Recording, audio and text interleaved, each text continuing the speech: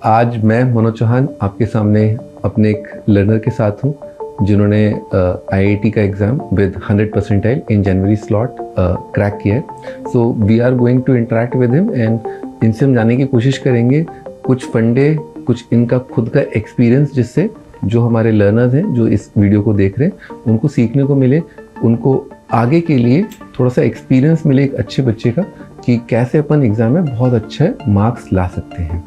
मैंने हेल्प किया बहुत सारे लर्नर्स को to get a very good rank in IIT mains exam 100 percentile. तो आज हम डिस्कस करेंगे इप्सित मित्तल के साथ कि कैसे 100 परसेंटाइल या टॉप स्कोर ला सकते हैं आईआईटी मेंस के अंदर। तो चलिए हम स्टार्ट करते हैं इप्सित मित्तल से पूछना कि कैसे उन्होंने प्रिपरेशन किया ताकि हमारे जो लर्नर्स जो वीडियो देख रहे हैं उनको मैक्सिमम बेनिफिट हो to crack IIT mains exam. तो इप्सित अपनी प्रिपरेशन के बारे में कुछ बताइए हमें। सर सबसे पहले तो मैंने 10th से कोचिंग ज्वाइन कर ली थी एंड इट वाज हेल्पफुल। मतलब बहुत सीरियस प्रिपरेशन नहीं थी बट हाँ कुछ तो रोल रहा। मेरे को थोड़ी बहुत आगे की 11th की चीज़ें पता चली। तो 10th में आपने कौन सी मंथ के अराउंड ज्वाइन किया था जो ऑफलाइन कोचिंग था? आई थिंक अराउंड जुलाई और अगस्त मैंने ज्वाइन करा था and it was quite helpful. और जो उसका मेरे को सबसे बड़ा बेनिफिट लगा कि जब मैं 11th में आया तो I was not that lost. मतलब मैं आसपास जो जिन लोगों से बात करता था दे वर क्वाइट शॉक्ड कि इतना सारा वर्कलोड और ये नए concepts they it was completely new to them. But मैं थोड़ा सा उससे एक्लिमेटाइज था एंड दैट हेल्प्ड। उसके बाद फिर 11th में एक्चुअल सीरियस प्रिपरेशन स्टार्ट हुई बोर्ड्स के बाद एंड मैंने और जो ऑफलाइन कोचिंग ज्वाइन की हुई थी उसमें for the first few months I was in the top batch and like everything was comfortable, सारा सपोर्ट और अटेंशन मिल रही थी। बट कुछ टेस्ट में परफॉर्मेंस ख़राब होने के बाद like I was demoted to the next batch and तब मुझे like I started to feel a little behind कि कम क्लासेस हो रही हैं एंड कम इंटरेक्शन हो रहा है। और तब मेरे को लगा कि अब मतलब कहीं और से सपोर्ट की ज़रूरत है एंड मेरे काफ़ी सारे फ्रेंड्स ने मुझे बताया था कि वो अनअकैडमी पे हैं। तो फिर मतलब मैंने तब मेरे फादर ने उसमें लुक इनटू किया एंड हमने फिर अनअकैडमी ज्वाइन किया। बच्चों पहली चीज़ ये बहुत इंपॉर्टेंट है कि आप जितना जल्दी आईआईटी की प्रिपरेशन स्टार्ट करते हो उतना ही आप कंपैरेटिवली अपने कंपटीशन से आगे रहोगे ना। वेरी सिंपल, वेरी प्लेन, इसमें कोई दो राय है नहीं कि अगर 10th से किसी बच्चे ने तैयारी स्टार्ट की तो वो आगे रहेगा। 11th में उसको ज़्यादा फंडे पता होंगे क्योंकि 10th में जैसे कि बच्चे ने जुलाई में स्टार्ट कर दिया था तो सोचिए उसके पास 8-9 महीने, भले ही वो थोड़ा कम पढ़ा लेकिन पढ़ा, उसका डायरेक्शन काफ़ी जल्दी उसने पकड़ लिया था।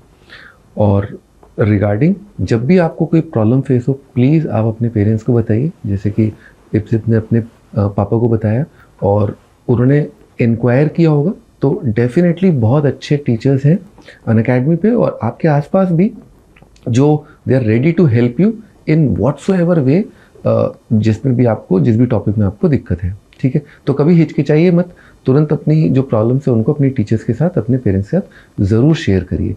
Now Ipsit please continue your answer.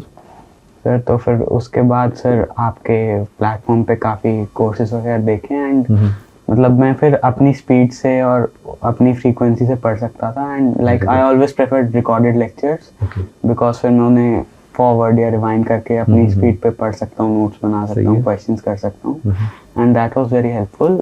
उसके बाद फिर like after a few months of using Unacademy I was promoted back, test में परफॉर्मेंस अच्छी हुई। वेरी गुड, बहुत अच्छा, बहुत अच्छा। एंड देन लाइक Unacademy पे थोड़ी फ्रीक्वेंसी कम हो गई बट लाइक प्रिपरेशन फिर उसके बाद काफ़ी स्ट्रॉन्ग चलने लगी। हाँ एंड देन लाइक जब फिर 12th स्टार्ट हुई तो मतलब फिर थोड़ा और सीरियसनेस आई कि अब टाइम कम बचा है एंड स्पेशली जब पिछले साल वो जेईई एडवांस का, इससे पिछले बैच का जब टेस्ट हो गया तो उसके बाद लगा कि अब हमारी बारी है एंड देन फिर काफ़ी सीरियस प्रिपरेशन स्टार्ट हुई और फिर ओलंपियाड्स वगैरह आए तो लाइक मैंने ऐसे कोई बहुत सालों तैयारी नहीं की थी and it was my first time giving but मतलब थोड़े कॉन्सेप्ट्स आपके पीएनसी के कोर्स से और मतलब कॉम्बिनेटोरिक्स थोड़ी सही थी तो I was able to clear IOQM from Delhi region and उसके बाद मतलब वो कॉन्फिडेंट बूस्ट तो मिलता ही है जब ऐसे कोई एग्जामिनेशन क्लियर होती है। बिल्कुल बिल्कुल।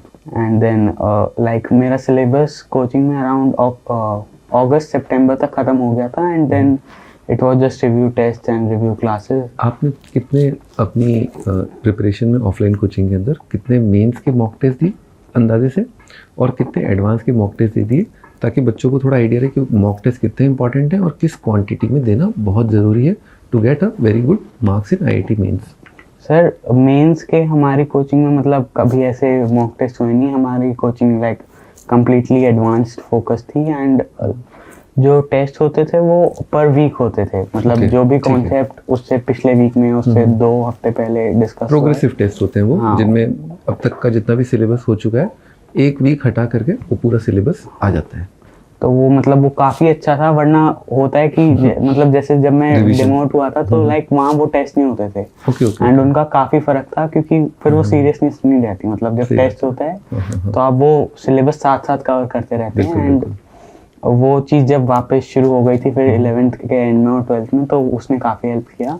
Okay। और मतलब लाइक हर वीक टेस्ट होता था, बट वो मतलब क्वेश्चंस एडवांस लेवल के होते थे, but it was not in the 6 hour format, ठीक है। वो 1.5 घंटे के टेस्ट होते थे, एंड फिर जब रिव्यू टेस्ट शुरू हुए तब उसके बाद फिर वो 6 घंटे के होने लगे, and it was from a particular section of the syllabus, like conics आ गए किसी दिन समझ गया। एंड ऑर्गेनिक आ गई एक दिन, ठीक है, तो बहुत ऐसे बढ़िया। तो टॉपिक वाइज भी आपको टेस्ट देने चाहिए, और जब आपका सिलेबस काफ़ी ठीक ठाक हो जाए तो आपको फुल लेंथ मॉक टेस्ट भी देने चाहिए। तो बस फिर रिव्यू टेस्ट में मैं काफ़ी लाइक कोई रिव्यू टेस्ट मिस वगैरह नहीं करता था, तो बहुत बढ़िया, बहुत वो मुझे लगता है कि सबके लिए काफ़ी इम्पोर्टेंट है कि लाइक वो बहाने हमेशा होते हैं कि स्कूल में टेस्ट है अब या फिर कहीं जाना है या कुछ, बट लाइक मुझे लगता है कि उतना अच्छा प्रिपेयर्ड नहीं हो फिर भी मतलब टेस्ट तो कभी मिस नहीं करना चाहिए, एंड बिल्कुल। टेस्ट ज़रूर देने चाहिए, एंड मतलब वही करा मैंने अक्टूबर नवंबर, एंड देन लाइक द मतलब मेंस के लिए जो स्पेसिफिक वेरी एग्जाम स्पेसिफिक जो तैयारी थी वो 15 दिसंबर ऑनवर्ड्स मैंने स्टार्ट की थी, एंड मेंस में मतलब क्योंकि एडवांस जो कर लिया था सिलेबस वो काफ़ी हेल्पफुल था ऑब्वियसली मेंस के लिए, तो जो मेंस के लिए मैंने अलग से किया वो एक तो मॉक टेस्ट काफ़ी दिए, और प्रीवियस ईयर पेपर्स मतलब बहुत बहुत इंपॉर्टेंट है, एंड लाइक मैं at least 1 to 2 papers a day last के 30-40 डेज कर रहा था, तो मतलब प्रीवियस ईयर पेपर से एक तो मतलब स्ट्रेंथ एंड वीकनेसेस तो आपको पता चलती हैं, बट एग्जाम पैटर्न और मतलब कि आपको टाइम कैसे मैनेज करना है। सही बात है। जैसे मुझे इस एग्ज़ाम में लगा कि मैथ्स में काफ़ी टाइम चाहिए मुझे, तो मतलब अगर वो मैंने प्रीवियस ईयर पेपर्स इतने नहीं देखे होते तो मुझे पेपर किस ऑर्डर में देना है या फिर कितना टाइम किस चीज़ में अलॉट करना है तो वो सब नहीं पता होता, तो वो मतलब प्रीवियस ईयर पेपर्स अनडाउटेडली बहुत यूज़फुल थे। लर्नर्स, मैं बता दूं, अभी आपने प्रिपरेशन में एक खास चीज़ देखी कि 15 दिसंबर तक बच्चे ने केवल IIT JEE advance oriented preparation की है। यही होता है एक बहुत अच्छे IIT एडवांस के अंदर परफॉर्म ऐसा एम लेके चलने वाले बच्चे का प्रिपरेशन का तरीका। और 15 दिसंबर तक क्योंकि IIT एडवांस के आप सारे टॉपिक कर चुके हो, they are very much, they so much overlap between IIT advance का सिलेबस एंड IIT मेंस का सिलेबस, तो आपको बहुत ज़्यादा टाइम नहीं चाहिए। IIT मेंस के एक आध कोई टॉपिक का डिफरेंस रहता है मैथ्स में, और केमिस्ट्री में भी आप देख सकते हो, और फिजिक्स में भी आप देख सकते हो। टीचर्स पहले से पढ़ा भी देते हैं ये सारे टॉपिक्स, तो आपको ज़्यादा टॉपिक्स को पढ़ने की ज़रूरत नहीं है। आपको केवल मॉक टेस्ट करने से आपका काम बड़े आराम से हो जाता है, ठीक है, और उसमें करीब 1 महीना लगता है। ओके सर, उसके बाद जो मतलब सेकंड चीज़ जो मतलब मेंस के रिजल्ट के लिए कम्प्लीटली रिस्पॉन्सिबल है वो NCERT, मतलब लाइक टीचर्स ने स्पेशली पूरे 2 साल थ्रू आउट तो वो बोल रहे थे। NCERT की हम जब बात कर रहे हैं तो हम तीनों सब्जेक्ट की बात कर रहे हैं या कोई नहीं sir, particular physics subject? And chemistry, like Physics and maths में नहीं। मैं हमेशा बच्चों को बोलता हूँ कि मैथ्स में NCERT करने की आवश्यकता बहुत कम है, और फिजिक्स और केमिस्ट्री में बहुत ज़्यादा है, केमिस्ट्री में काफ़ी ज़्यादा।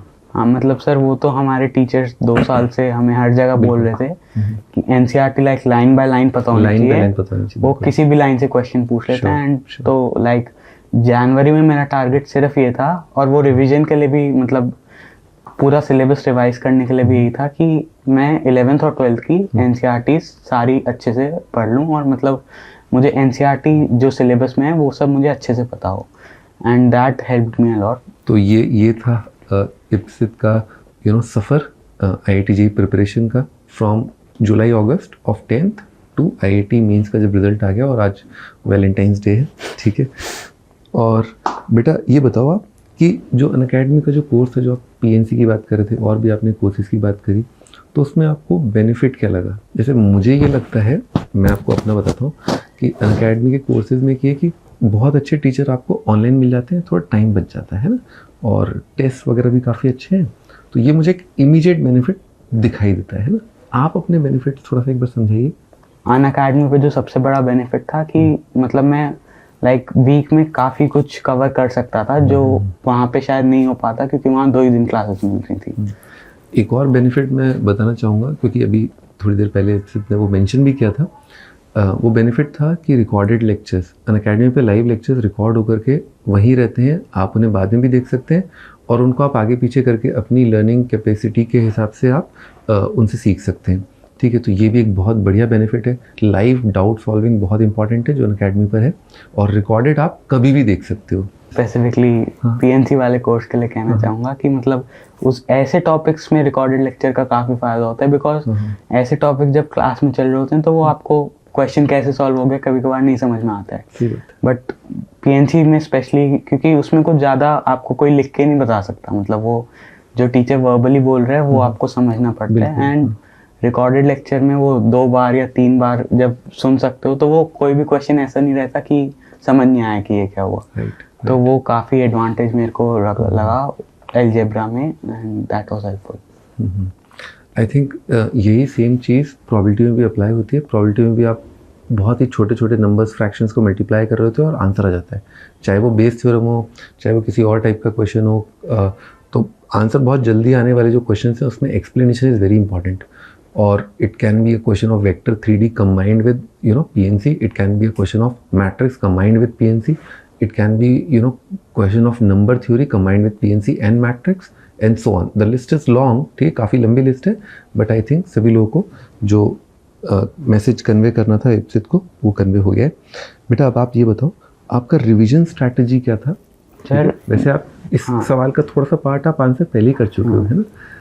सर मतलब मेंस एग्ज़ाम के लिए जो मतलब लाइक 15 दिसंबर ऑनवर्ड जो पीरियड था उसमें रिवीजन, क्योंकि उससे पहले भी मेरी काफ़ी हो चुकी थी, लाइक अगस्त में सितंबर सिलेबस ख़त्म हो गया, तो I had enough time for revision. But जो लाइक एक बार पूरा सिलेबस देखने का काम था वो मैंने मॉक टेस्ट के एनालिसिस से किया।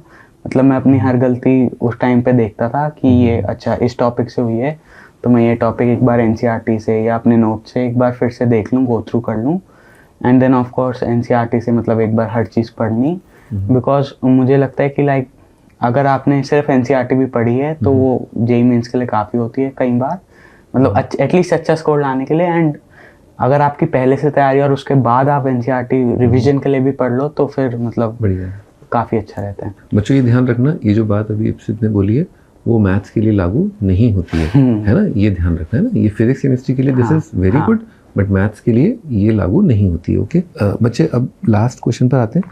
What was your paper attempting strategy? क्योंकि आपने थोड़ा बहुत सेक्शन वाइज बता दिया कि मैं पहले ये करता था बाद में ये करता था, उस पर आप कैसे ज़ीरो डाउन हुए कि हाँ मुझे इसी ऑर्डर में करना है पेपर, और आपने कैसे ये शॉर्टलिस्ट किया कि इस सेक्शन को मैं इतना टाइम दूंगा? या ये भी बतलाइए हमें व्यूअर्स को, स्टूडेंट्स को, कि क्या ये स्ट्रैटेजी आप रिजिड थे या यू आर फ्लेक्सिबल कि चलो एग्ज़ाम में भी थोड़ा बहुत ऊपर नीचे प्लस माइनस हो जाएगा? क्योंकि बच्चे कई बार क्या है अपने दिमाग में रिजिड हो जाते हैं कि मुझे यही करना है, तो थोड़ा फ्लेक्सिबल होने की आवश्यकता है। लाइक एग्ज़ाम के दिन तो मैं काफ़ी रिजिड ही था, बिकॉज मतलब मुझे लगता था जितना मैं सेक्शंस में जंप करता हूँ उतना मेरा टाइम वेस्ट ही होता है। लाइक जितना मैं पेपर की फील लेने की कोशिश करता हूँ उतना कॉन्फिडेंस फील हो जाता है एंड टाइम भी जाता है। तो like by the time the exam day came I was very fixed कि मेरे को पहले फिजिक्स करनी है, then chemistry and then maths. And but before that मतलब जब मैंने मॉक टेस्ट देने शुरू किए थे तब मैं काफ़ी फ्लेक्सिबल था, मैंने हर चीज़ ट्राई की।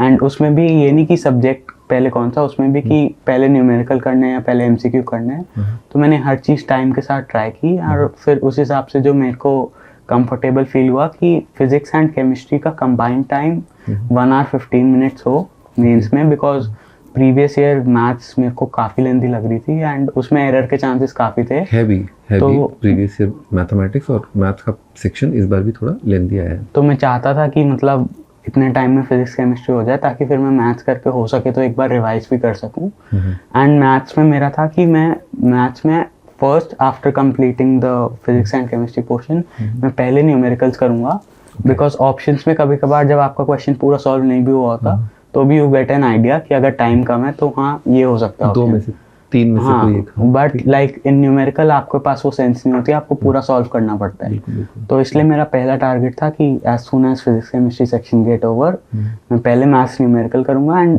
Then at last I would go to maths MCQ part. Okay. And like on exam day also like मेरा physics and chemistry combinedly around 1 hour 20-25 minutes में हो गया था। Very good. I was still panicking a little because मेरे को उम्मीद थी कि 1 घंटा 5 या 10 मिनट में, बिकॉज प्रीवियस शिफ्ट से मेरे को ऐसा ही रिव्यू मिला था कि मैथ्स बहुत लंबी है एंड फिजिक्स केमिस्ट्री जितना जल्दी हो जाए उतना आया भी वैसा ही, मतलब ये थ्रू आउट रहा IIT मेंस के काफ़ी पेपर्स में कि फिजिक्स केमिस्ट्री इजी रहा और मैथ्स रिलेटिवली डिफिकल्ट रहा and this was consistent. And मतलब जो मेरे पास 1 hour 35-40 मिनट्स बचे थे, like that was just enough to complete the math section. Like मेरा आखिरी के 1 या 2 मिनट में ही कंप्लीट हुआ था। कुछ रिवाइज वगैरह, मतलब एक मेरे को ये पॉइंट मेरे दोस्त ने पहले बता दिया था कि लाइक पेपर के दिन आपको नर्वसनेस काफ़ी रहती है कि आप एक क्वेश्चन को डबल चेक भी कर लेते हो कई बार एंड कि वो टाइम वेस्ट ना हो बिल्कुल, मतलब कि इजी क्वेश्चंस को 2 बार या 3 बार अननेसेसरीली पढ़ रहे हो वैसा ना हो। तो like I was conscious about that और मैंने ऐसा कहीं टाइम वेस्ट नहीं किया पेपर में। ये बहुत अच्छी स्ट्रैटेजी है एक्चुअली। एक कॉन्फिडेंट बच्चा, मुझे लगता है कि सही में ये काफ़ी ध्यान रखने वाली बात है कि हम किसी क्वेश्चन को ओवर थिंक एनालिसिस पैरालिसिस न करें और बस we should just complete the paper and probably then अगर कुछ होता है तो वी कैन कम बैक। बहुत बढ़िया लगा इप्सित आपसे बात करके और अपन दोबारा मिलेंगे IIT एडवांस एग्ज़ाम के बाद ऑब्वियसली, ठीक है। Thank you for viewing this video and thank you Ipsit for your time and best of luck for your IIT advance exam. Thank you sir.